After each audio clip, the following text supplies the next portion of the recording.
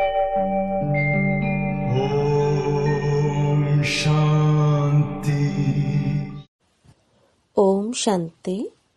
आज 1 जनवरी 2026 दिन गुरुवार की साकार मुरली।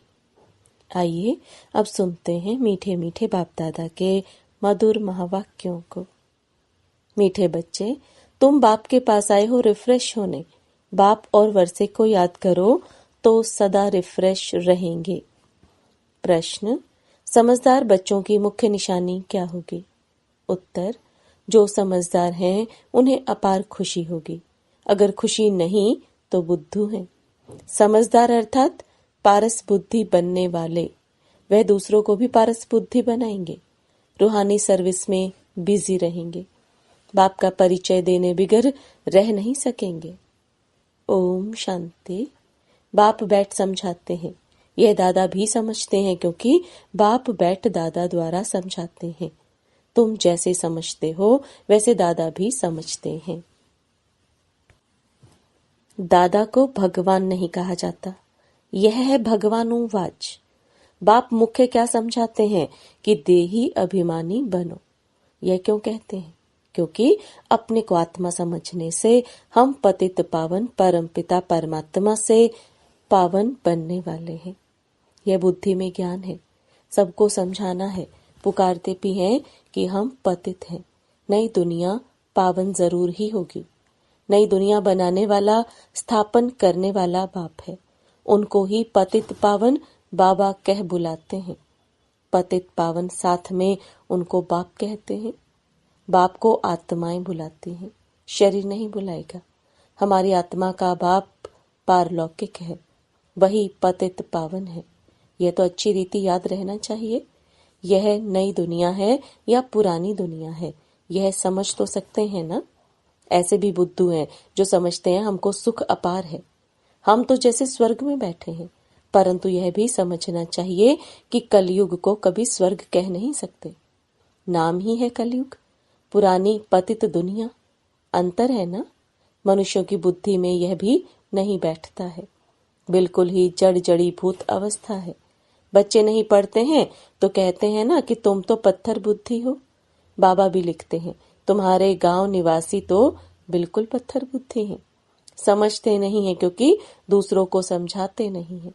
खुद पारस बुद्धि बनते हैं तो दूसरे को भी बनाना चाहिए, पुरुषार्थ करना चाहिए। इसमें लज्जा आदि की तो बात ही नहीं। परंतु मनुष्यों की बुद्धि में आधा कल्प उल्टे अक्षर पड़े हैं तो वह भूलते नहीं हैं। कैसे भुलाएं? भुलवाने की ताकत भी तो एक बाप के पास ही है। बाप बिगर यह ज्ञान तो कोई दे नहीं सकते। गोया सब अज्ञानी ठहरे। उनका ज्ञान फिर कहां से आए जब तक ज्ञान सागर बाप आकर न सुनाए। तमो प्रधान माना ही अज्ञानी दुनिया, सतो प्रधान माना दैवी दुनिया। फर्क तो है ना। देवी देवताएं ही पुनर्जन्म लेते हैं। समय भी फिरता रहता है, बुद्धि भी कमजोर होती जाती है। बुद्धि का योग लगाने से जो ताकत मिले वह फिर खल्लास हो जाती है। अभी तुमको बाप समझाते हैं तुम कितने रिफ्रेश होते हो। तुम रिफ्रेश थे और विश्राम में थे। बाप भी लिखते हैं ना, बच्चों आकर रिफ्रेश भी हो जाओ और विश्राम भी पाओ। रिफ्रेश होने बाद तुम सतयुग में विश्रामपुरी में जाते हो। वहां तुमको बहुत विश्राम मिलता है। वहां सुख शांति संपत्ति आदि सब कुछ तुमको मिलता है। तो बाबा के पास आते हैं रिफ्रेश होने, विश्राम पाने। रिफ्रेश भी शिव बाबा करते हैं, विश्राम भी बाबा के पास लेते हो। विश्राम माना शांत। थक कर विश्रामी होते हैं ना। कोई कहाँ जाते हैं विश्राम पाने। उसमें तो रिफ्रेशमेंट की बात ही नहीं। यहाँ तुमको बाप रोज समझाते हैं तो तुम यहाँ आकर रिफ्रेश होते हो। याद करने से तुम तमो प्रधान से सतो प्रधान बनते हो। सतो प्रधान बनने के लिए ही तुम यहाँ आते हो। उसके लिए क्या पुरुषार्थ है? मीठे मीठे बच्चे, बाप को याद करो। बाप ने सारी शिक्षा तो दी है। यह सृष्टि चक्र कैसे फिरता है, तुमको विश्राम कैसे मिलता है, और कोई भी यह बातें नहीं जानते तो उन्हों को भी समझाना चाहिए ताकि वह भी तुम जैसा रिफ्रेश हो जाए। अपना फर्ज ही यह है सबको पैगाम देना। अविनाशी रिफ्रेश होना है। अविनाशी विश्राम पाना है, सबको यह पैगाम दो।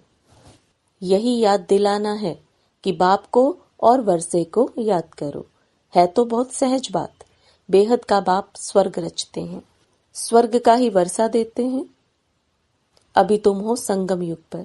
माया के श्राप और बाप के वर्षे को तुम जानते हो। जब माया रावण का श्राप मिलता है तो पवित्रता भी खत्म, सुख शांति भी खत्म, तो धन भी खत्म हो जाता है। कैसे धीरे धीरे खत्म होता है वह भी बाप ने समझाया है। कितने जन्म लगते हैं। दुख धाम में कोई विश्राम थोड़े ही होता है, सुख धाम में विश्राम ही विश्राम है। मनुष्यों को भक्ति कितना थकाती है। जन्म जन्मांतर भक्ति थका देती है, कंगाल कर देती है। यह भी अब तुमको बाप समझाते हैं। नए नए आते हैं तो कितना समझाया जाता है। हर एक बात पर मनुष्य बहुत सोच करते हैं, समझते हैं कहाँ जादू ना हो। अरे तुम कहते हो जादूगर, तो मैं भी कहता हूँ जादूगर हूँ, परंतु जादू कोई वह नहीं है जो भेड़ बकरी आदि बना देंगे। जानवर तो नहीं है ना, यह बुद्धि से समझा जाता है। गायन भी है सुरमंडल के साज से। इस समय मनुष्य जैसे ऋण मिसल हैं। यह बातें यहाँ के लिए है, सतयुग में नहीं गाते। इस समय का ही गायन है। चंडिका का कितना मेला लगता है। पूछो वह कौन थी, कहेंगे देवी। अब ऐसा नाम तो वहां होता नहीं। सतयुग में तो सदैव शुभ नाम होता है। श्री रामचंद्र, श्री कृष्ण, श्री कहा जाता है श्रेष्ठ को। सतयुगी संप्रदाय को श्रेष्ठ कहा जाता है। कलयुगी विशेष संप्रदाय को श्रेष्ठ कैसे कहेंगे? श्री माना श्रेष्ठ। अभी के मनुष्य तो श्रेष्ठ है नहीं। गायन भी है मनुष्य से देवता, फिर देवता से मनुष्य बनते हैं क्योंकि 5 विकारों में जाते हैं। रावण राज्य में सब मनुष्य ही मनुष्य हैं। वहां है देवताएं, उनको डीटी वर्ल्ड, इसको ह्यूमन वर्ल्ड कहा जाता है। डीटी वर्ल्ड को दिन कहा जाता है, ह्यूमन वर्ल्ड को रात कहा जाता है। दिन सोझरे को कहा जाता है, रात अज्ञान अंधियारे को कहा जाता है। इस फर्क को तुम जानते हो, तुम समझते हो। हम पहले कुछ भी नहीं जानते थे, अभी सब बातें बुद्धि में हैं। ऋषि मुनियों से पूछते हैं रचता और रचना के आदि मध्य अंत को जानते हो? तो वह भी नेति नेति कर गए। हम नहीं जानते। अभी तुम समझते हो। हम भी पहले नास्तिक थे, बेहद के बाप को नहीं जानते थे। वह है असल अविनाशी बाबा, आत्माओं का बाबा। तुम जानते हो हम उस बेहद के बाप के बने हैं जो कभी जलते नहीं हैं। यहाँ तो सब जलते हैं, रावण को भी जलाते हैं। शरीर है ना, फिर भी आत्मा को तो कभी कोई जला नहीं सकते। तो बच्चों को बाप यह गुप्त ज्ञान सुनाते हैं, तो बाप के पास ही है, जो बाप के पास ही है। यह आत्मा में गुप्त ज्ञान है। आत्मा भी गुप्त है। आत्मा इस मुख द्वारा बोलती है। इसलिए बाप कहते हैं बच्चे देह अभिमानी मत बनो, आत्मा अभिमानी बनो, नहीं तो जैसे उल्टे बन जाते हो, अपने को आत्मा भूल जाते हो। ड्रामा के राज को भी अच्छी रीति समझना है। ड्रामा में जो नूंद है वह हूबहू रिपीट होता है, यह किसी को पता नहीं है। ड्रामा अनुसार सेकंड बाय सेकंड कैसे चलता रहता है, यह भी नॉलेज बुद्धि में है। आसमान का कोई भी पार नहीं पा सकते हैं, धरती का पा सकते हैं। आकाश सूक्ष्म है, धरती तो स्थूल है। कई चीजों का पार पा नहीं सकते, जबकि कहते भी हैं आकाश ही आकाश, पाताल ही पाताल है। शास्त्रों में सुना है ना, तो ऊपर में भी जाकर देखते हैं, वहां भी दुनिया बसाने की कोशिश करते हैं। दुनिया बसाई तो बहुत है ना। भारत में सिर्फ एक ही देवी देवता धर्म था और खंड आदि नहीं था, फिर कितना बसाया है तुम विचार करो। भारत के भी कितने थोड़े टुकड़े में देवताएं होते हैं। जमुना का कंठा होता है, देहली परिस्तान थी, इसको कब्रिस्तान कहा जाता है जहाँ अकाले मृत्यु होती रहती है। अमरलोक को परिस्तान कहा जाता है, वहां बहुत नेचुरल ब्यूटी होती है। भारत को वास्तव में परिस्तान कहते थे। यह लक्ष्मी नारायण परिस्तान के मालिक है ना, कितने शोभावान है, सतो प्रधान है ना। नेचुरल ब्यूटी थी, आत्मा भी चमकती रहती है। बच्चों को दिखाया था कृष्ण का जन्म कैसे होता है, सारे कमरे में ही जैसे चमत्कार हो जाता है। तो बाप बच्चों को बैठ समझाते हैं, अभी तुम परिस्तान में जाने के लिए पुरुषार्थ कर रहे हो। नंबरवार तो जरूर चाहिए। एक जैसे सब हो ना सके, विचार किया जाता है। इतनी छोटी आत्मा कितना बड़ा पार्ट बजाती है। शरीर से आत्मा निकल जाती है तो शरीर का क्या हाल हो जाता है। सारी दुनिया के एक्टर्स वही पार्ट बजाते हैं जो अनादि बना हुआ है। यह सृष्टि भी अनादि है, उसमें हर एक का पार्ट भी अनादि है। उनको तुम वंडरफुल तब कहते हो जबकि जानते हो यह सृष्टि रूपी झाड़ है। बाप कितना अच्छी रीति समझाते हैं। ड्रामा में फिर भी जिसके लिए जितना समय है उतना समझने में समय लेते हैं। बुद्धि में फर्क है ना, आत्मा मन बुद्धि सहित है ना, तो कितना फर्क रहता है। बच्चों को मालूम पड़ता है हमको स्कॉलरशिप लेने की है तो दिल अंदर खुशी होती है ना। यहाँ भी अंदर आने से ही एम ऑब्जेक्ट सामने देखने में आती है तो जरूर खुशी होगी ना। अभी तुम जानते हो यह बनने के लिए यहाँ पढ़ने आए हैं, नहीं तो कभी कोई आ ना सके। यह है एम ऑब्जेक्ट। ऐसा कोई स्कूल कहाँ भी नहीं होगा जहाँ दूसरे जन्म की एम ऑब्जेक्ट को देख सके। तुम देख रहे हो यह स्वर्ग के मालिक हैं, हम ही यह बनने वाले हैं। हम अभी संगम युग पर हैं, ना उस राजाई के हैं ना इस राजाई के हैं, हम बीच में हैं, जा रहे हैं।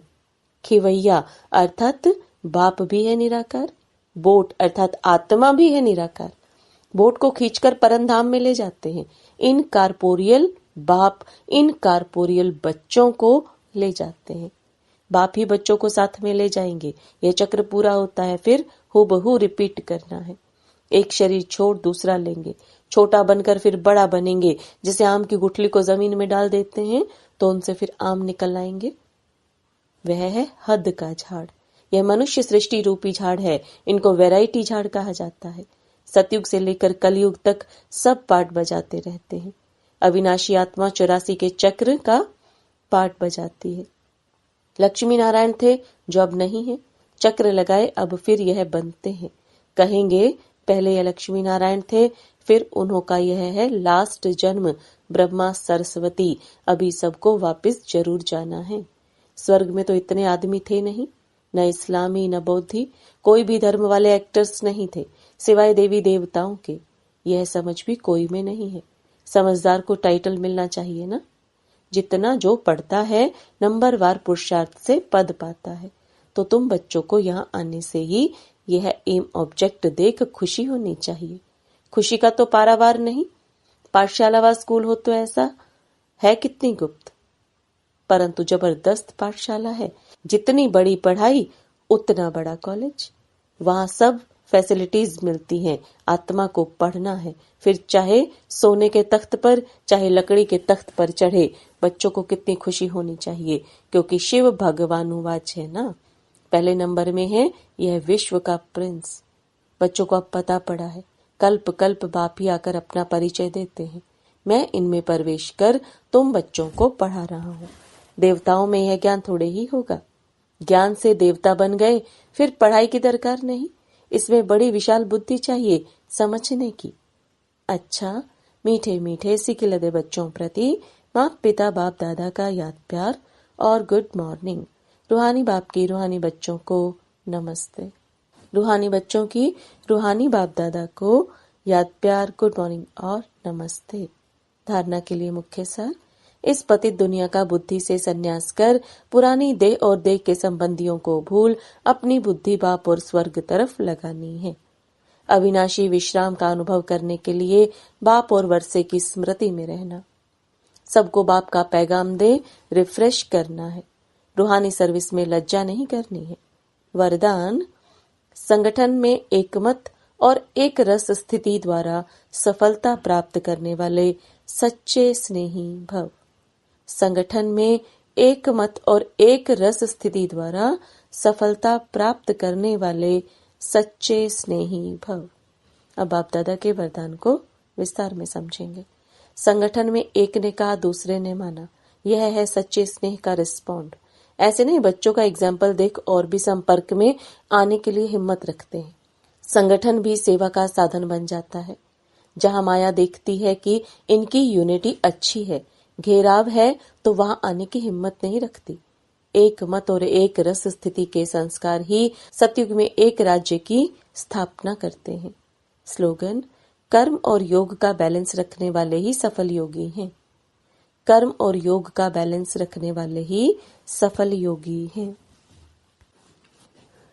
संगम युगी सर्व तीव्र पुरुषार्थी भाई बहनों को नए युग के साथ नए वर्ष की बहुत बहुत शुभ बधाइयां। नए वर्ष का यह पहला जनवरी मास मीठे साकार बाबा की स्मृतियों का मास है।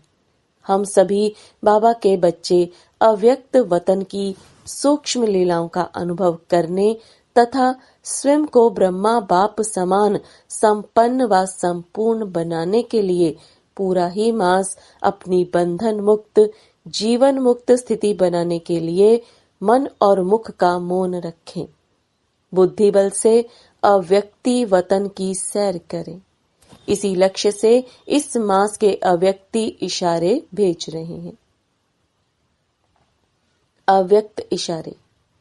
इस अव्यक्ति मास में बंधन मुक्त रह जीवन मुक्त स्थिति का अनुभव करो। बाप दादा चाहते हैं मेरा एक एक बच्चा मुक्ति जीवन मुक्ति के वर्षे का अधिकारी बने। अभी के अभ्यास की सतयुग में नेचुरल लाइफ होगी, लेकिन वर्षे का अधिकार अभी संगम पर है। इसलिए अगर कोई भी बंधन खींचता है तो कारण सोचो और निवारण करो। ओम शांति।